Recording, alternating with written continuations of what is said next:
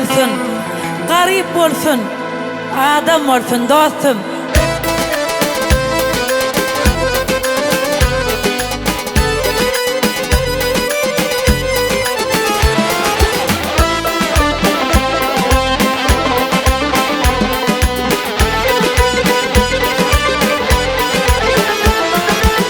Konmoğun dostum, garip doğulanma.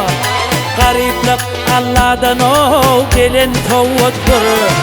Şağal meslek bizler, cüvün dolanma. Petgövün gol pelin o, sana baylıktır. Şağal meslek bizler, cüvün dolanma. Petgövün gol pelin o, sana baylıktır.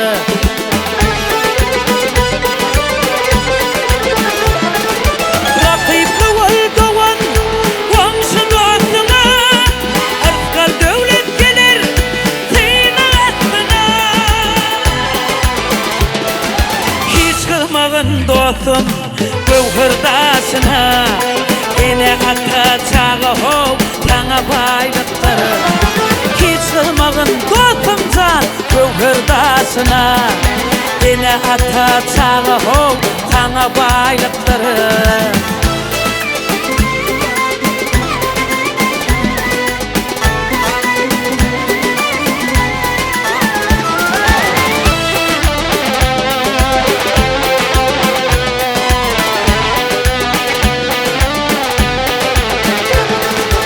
Olsun sen garip bir dostum olsun.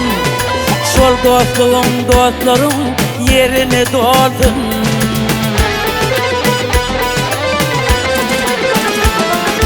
Düşmenin toy edende ayakta dursun.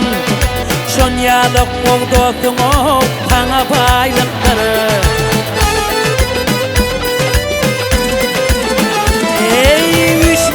Toy edende ayakta dursun. Şonyalık ol dostum o sana baylıktır. Petgövün gol pelin o sana baylıktır.